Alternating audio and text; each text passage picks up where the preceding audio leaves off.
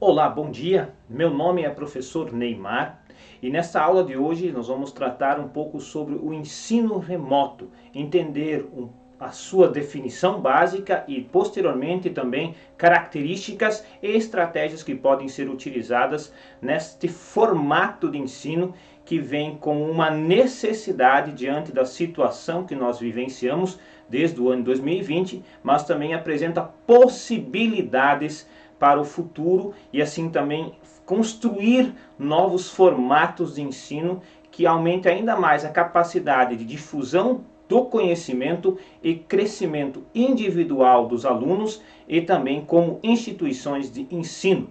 Por isso, o objetivo dessa aula é que você consiga compreender quais são os princípios básicos do ensino remoto e assim também compreender as possibilidades, os desafios e as oportunidades desta modalidade. Espero que você consiga compreender da melhor forma possível. Qualquer dúvida, qualquer necessidade, maior explicação, é só entrar em contato que disponibilizaremos os meios para que você obtenha as respostas. Agradeço desejar a atenção dispensada nessa aula e que possa assim construir uma base sólida para o seu conhecimento e o futuro. Vamos então para a nossa aula.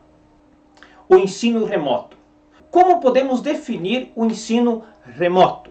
A legislação brasileira possibilitou, devido à necessidade, o ensino remoto no Brasil, sendo este realizado então nas escolas públicas, privadas, de ensino fundamental e médio, por necessidade diante da situação. E nós precisamos entender o que é o ensino remoto, para que a gente não confunda com o ensino EAD, tão popular já nas universidades há muito tempo no Brasil. Então, o que é o ensino remoto? O ensino remoto é a utilização de metodologias, interações e diferentes formatos de avaliação em relação às aulas tradicionais e presenciais. De forma simples, podemos definir que ele mantém a rotina da sala de aula, porém com a diferença de que tanto professor quanto alunos não se encontram nos mesmos espaços. Em razão da pandemia, que começou no ano 2020, a interação entre os alunos e os professores de forma presencial em sala de aula não pôde mais acontecer. Desta forma, teve que se partir para o ensino à distância, e o que trouxe a possibilidade da construção de meios para possibilitar o ensino remoto no Brasil. O que é comum ocorrer também é confundir o ensino remoto com o ensino EAD. Qual é a diferença então para o EAD e o ensino remoto?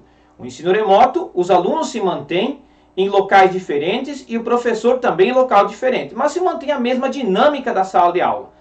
Entretanto, o EAD, que é a principal plataforma oferecida pelas universidades, faculdades e cursos extracurriculares, nela as aulas são 100% gravadas e algumas em videoconferência para esclarecer dúvidas. Seus cursos contam com tutores para que os alunos enviem e-mails explicando suas dificuldades, fazendo perguntas.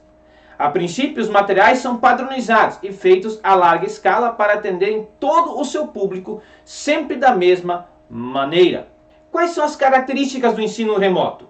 Nesse formato, as aulas são realizadas ao vivo, em dias e horários nos quais ocorreriam as presenciais, sendo que as mesmas também podem ser gravadas para os alunos revisitarem o conteúdo em outro momento, havendo necessidade de compreender melhor o assunto debatido ou até mesmo estudo posterior. Todo o material é elaborado pelo professor de disciplina, sempre considerando a turma, as características particulares dos seus alunos. Por quê? Porque ele continua com a dinâmica da sala de aula, com a diferença de que os alunos não estão no mesmo espaço que o professor. Entretanto, a ideia é que se continue com o mesmo processo, apenas utilizando as tecnologias disponíveis para o ensino remoto.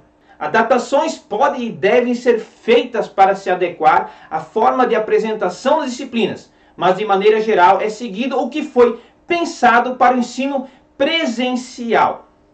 Por meio de opções, os docentes e estudantes Podem interagir utilizando WhatsApp, Instagram, e-mail, chat ou outras plataformas de aprendizagem, de modo a expressar também a sua opinião, que é uma das características do ensino remoto, que nos dá a possibilidade de interação, em que o professor explica e no mesmo momento o aluno pode questionar o professor, quando usa o uso de algumas ferramentas ou plataformas que assim o possibilitem.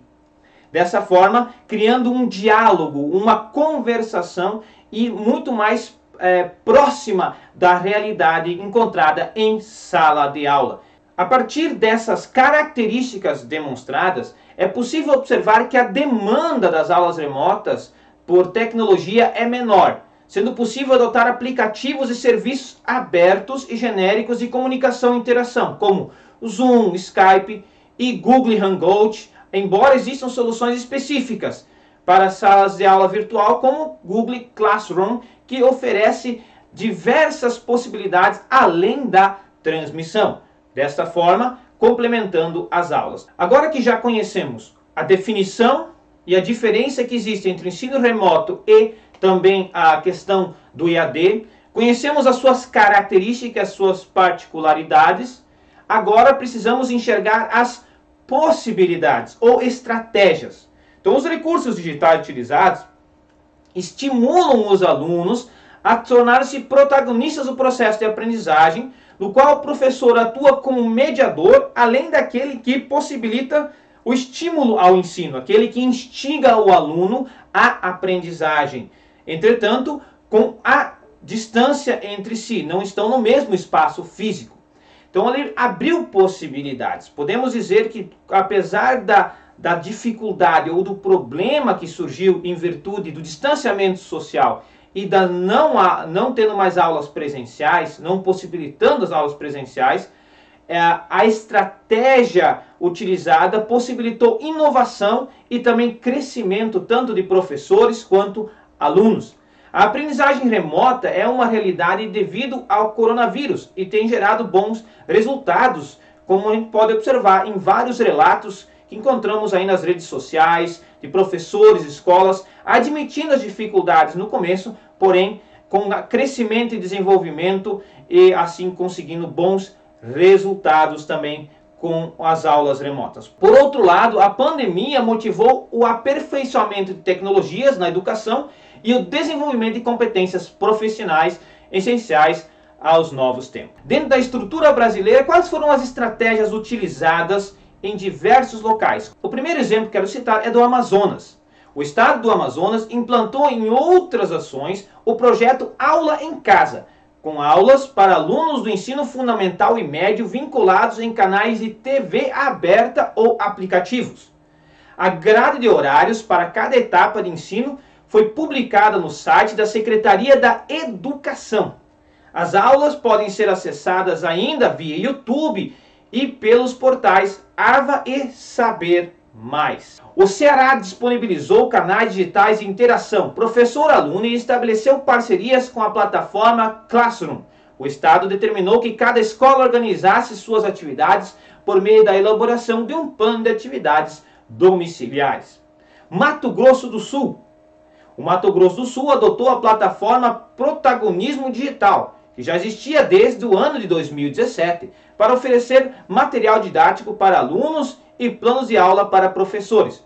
No final de abril, fez parceria com o Google Education para centralizar o formato de aulas online oferecido pelos professores. O que vemos com todos esses exemplos é que as possibilidades são diversas e as necessidades são grandes.